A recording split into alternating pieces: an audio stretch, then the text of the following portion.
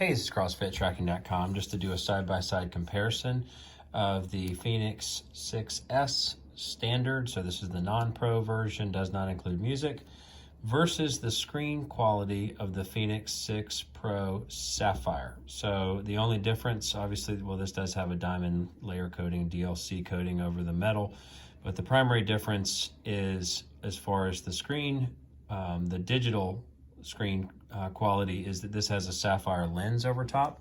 None of the screen differences, the actual lens itself, makes any kind of difference on the quality of the digital transflective screen on the watch.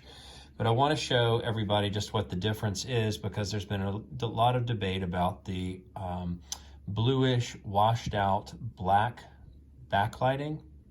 So you can see at once that you have a much different quality of black on the Fenix 6 Sapphire.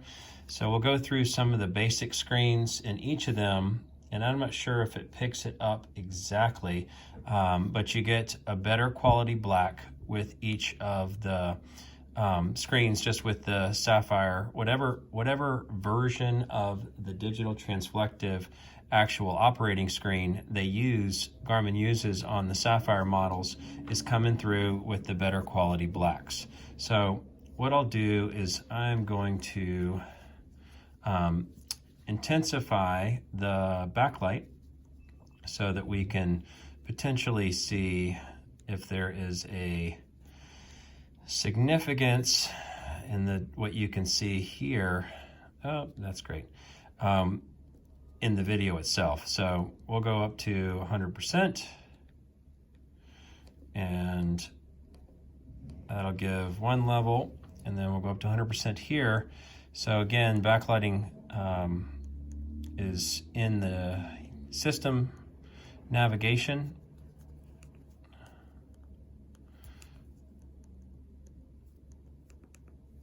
So again, back to the same screen. You get a much more bluish black. So the washed out screen is definitely something that's apparent. You can see it when going throughout different pockets of it. This will be another somewhat more visible difference. High quality blacks. It makes the colors stand out more here. Whenever you have that bluish washed out black screen, it just the colors don't appear as sharp. I do believe that if the black is washed out, all the other colors are going to be slightly more washed out as well. So we go into weather, and again, you can see the quality of the black on one versus the other, so that you can get a picture. So what this means is that if you want the quality digital screen to be more enhanced, you have to order the Sapphire or the Sapphire Titanium blended ones. I haven't done any tests on the 6X to determine, but on both the 6S and the 6 Standard and Pro models, but the non-Sapphire screen, you get this same washed out background than you do on the Sapphire. I noticed this in some other review sites, and immediately ordered for the Sapphire screen so that I could test the differences, and you can see what those differences are. You just have a much better black, much better colors. Obviously everything else is going to be the same. You're going to get the same basic guts and components. Obviously on the Standard, you're not going to get the music and the Wi-Fi capabilities, but all the other primary components are the same. But to me, I depend or demand on the better quality color, the better quality screen, so that I can just more, easily see it throughout the day, so that I can have just a better overall experience. Let's go back to the main one. This is just the standard one that comes, and it is one of the options built into this one. So it's just sort of a basic component that the screen quality on such an expensive watch should be of the highest caliber, at least when it comes to transflective. Obviously, we're far off the mark when it comes to AMOLED. But anyway, I just want to show a side-by comparison. Obviously, they're different components all around, from the 6S to the 6, as well as obviously for the color of the stainless steel. This one's got the DLC, the diamond coating over top of it. But thanks again. This is CrossFitTracking.com, just for a side-by-side comparison of the screen quality beneath the glass. This is totally not related to the glass. I mean, I think you can see in some reviews that when you have a Sapphire, it's going to have a little bit more reflective.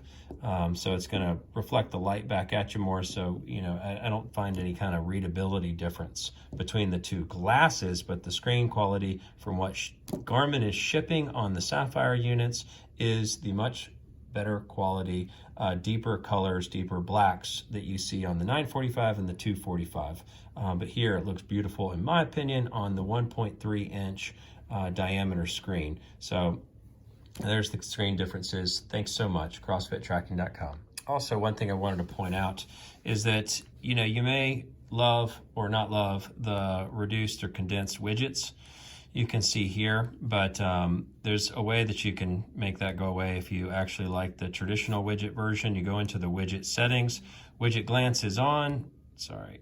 You just turn that off, and then when you go back into operate the widgets, you just have the large traditional widgets you see on the 945 and the 245 and the 645 and all the other devices. But I'm not a fan. I don't, you know, I still keep the condensed widgets on there, but to me, this is just as useful. I don't find the condensed widgets to be of any better benefit. The only other thing that I noticed from the recent update to 6.0 on the operating system, you hold this down, you go into clocks. This is about the only thing. So 2 alarms, you just see somewhat of a summary view versus the older version, which had a white background and black letters. I don't know what the real difference is, but again, you do get a lot better readability of the functional usefulness of the actual alarms themselves versus what you would have seen in the previous edition. But to me, not the most significant change, but that's one of the other primary changes. Obviously, you know, just one little tidbit again. So you always want to make sure that your watch is set for tracking every second, which is here. So in the system settings, you go into settings, go all the way down to system, data recording, it's automatically gonna be set for smart, which doesn't record it every second, and you just set it for every second, and you're good to go to make sure you have you know, tracking every second of the day, obviously. Again, thanks so much, CrossFitTracking.com.